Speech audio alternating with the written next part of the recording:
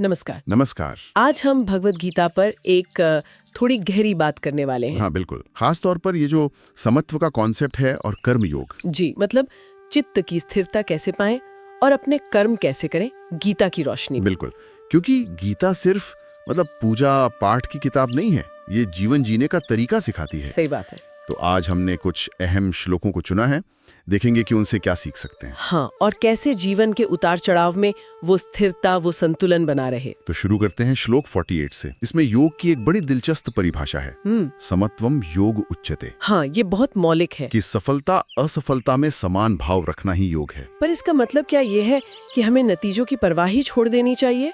फिर तो कोई कोशिश ही क्यों करेगा? नहीं, देखिए ये बहुत कॉमन गलतफहमी है। समत्व का मतलब लापरवाही या उदासीनता बिल्कुल नहीं है। अच्छा। मतलब ये है कि आप अपना कर्म पूरी लगन से, पूरी क्षमता से करें, पर जो नतीजा आए उससे अपने मन को, अपनी शांति को भंग ना होने दें। चाहे सफलता मिले चाहे असफलता, आप विचलित ना हो।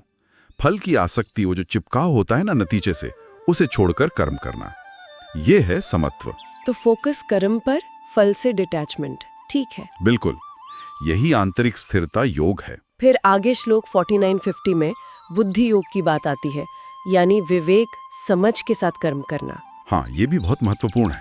कहा गया है कि सिर्फ फल की इच्छा से किया गया काम वो उतना ऊंचा नहीं है। और फिर वो लाइन आती है, योगः कर्मसु कौशलम। जी, कर्मों में कुशलता ही योग है। हाँ, पर ये कुशलता क्या है? क्या सिर्फ काम को बहुत अच्छे से करना, मतलब परफेक्टली करना, स्किल की बात हो रही है? नहीं, सिर्फ स्किल नहीं, यहाँ कौशल का अर्थ बहुत गहरा है। ये वो समझ है, वो विवेक है जिसके साथ कर्म किया जा रहा है। अच्छा। मतलब सही नियत, समभाव और बिना किसी स्वार्थ के, बिना अटैचमेंट के कर्म करना। जब आपका कर्म इस बुद्धि से, इस विवेक से जुड़ता है ना, हाँ। तब आप स्वाभाविक रूप से अच्छे बुरे कर्मों के बंधन से, उनके फलों से ऊपर उठ जाते हैं। ये है असली कुशलता। ये नियत और अनासक्ति से आती है। समझी। तो ये विवेक हमें कर्म के बंधन से आजाद करता है। बिल्कुल।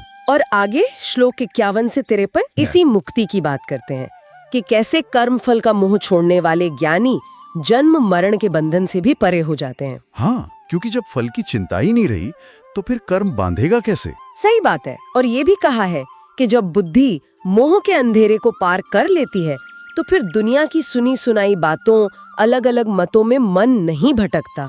एग्जैक्टली। वो जो कंफ्यूजन होता है ना कि ये सुने या वो सुने, ये सही है या वो, उससे बुद्धि ऊपर उठ जाती है। और फिर वो बुद्धि एकदम स्थिर हो जाती है, परमात्मा में टिक जाती है। वही है समाधि। समाधि मतलब मन का पूरी तरह शांत और स्थिर हो जाना। हाँ, मोह, भ्रम, इच्छाएं, चिंताएं, इन सब से परे, बिल्कुल स्थिर।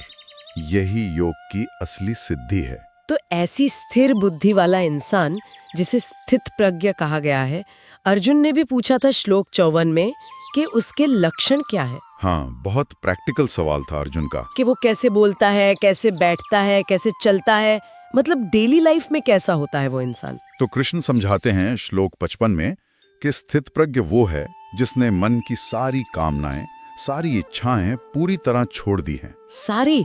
ये तो बहुत मुश्किल लगता है। मुश्किल है, पर यही लक्ष्य है। वो बाहर की चीजों में सुख नहीं खोजता, वो अपनी आत्मा में ही संतुष्ट है, अपने आप में ही खुश है। अच्छा। सुख आए, दुख आए, मान मिले, अपमान हो, वो हिलता नहीं। उसका मन, उसकी इंद्रियां सब उसके काबू में होती हैं। मतलब वो बाहरी हालात का गुलाम नहीं, अपने मन का मालिक है। बिल्कुल सही, वही है स्थित प्रज्ञा। तो अगर हम आज की भागदौड़ वाली जिंदगी में देखें तो हमारे लिए मुख्य बातें क्या हुई? क्या ले सकते हैं हम इससे? देखिए, पहली चीज तो यही समत्व का अभ्यास। हाँ, कि उतार चढ़ाव में मन शांत रहे। बिल्कुल। दूसरा, निष्काम कर्म, फल की चिंता छोड़कर अपना बेस्ट देना, अपने कर्तव्य पर फोकस करना। और तीसरा, स्थित प्रज्ञ बनने की दिशा में बढ़ना, यानी धीरे धीरे ही सही अपने मन और इंद्रियों पर नियंत्रण पाने की कोशिश करना। ये सब सुनने में तो ठीक है, पर रोज की लाइफ में कैसे करें? कोई छोटा सा उदाहरण। बिल्कुल। जैसे मान लीजिए आपने किसी काम में बहुत मेहनत की, पर नतीजा वैसा नहीं आया जैसा सोचा था। हाँ, होता है अक्सर। तो उस वक्त अपनी पहली प्रतिक्रिया देखिए। क्या एकदम से गुस्सा आया, निराशा हुई, या आप शांत रहकर सोच पाए कि ठीक है, अब आगे क्या करना है। वो जो शांत रहकर अगला कदम सोचने की क्षमता है, वही समत्व का छोटा सा अभ्यास है। रोजमर्रा में ऐसे मौके आते हैं। सही कहा। तो संक्षेप में गीता का रास्ता है मन में समता, कर्म में कुशलता, सही नियत वाली, और बुद्धि में स्थिरता। बिल्कुल, यही शांति और आध्यात्मिक उन्नति का मार्ग है। और ये ज्ञान सिर्फ पुराने समय के लिए नहीं है। नहीं, बिल्कुल नहीं। ये हर युग के लिए, हर इंसान के लिए प्रासंगिक है। जो भी कर्म करते हुए शांति चाहता है, जीवन का गहरा अर्थ समझना चाहता है, उसके लिए हमेशा रेलेवेंट रहेगा। तो जाते जाते श्रोताओं के लिए एक विचार छोड़ जाते हैं। हाँ, जरूर।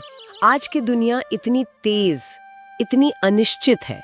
क्या इसमें रहते हुए, अपने रोज के काम करते हुए भी हम सच में आंतरिक स्थिरता और समत्व की ओर छोटे छोटे मगर सार्थक कदम बढ़ा सकते हैं? इस पर जरूर सोचिएगा। अपना कर्म करते रहें और मन को शांत रखने का प्रयास करें। जय श्री कृष्ण। जय श्री कृष्ण।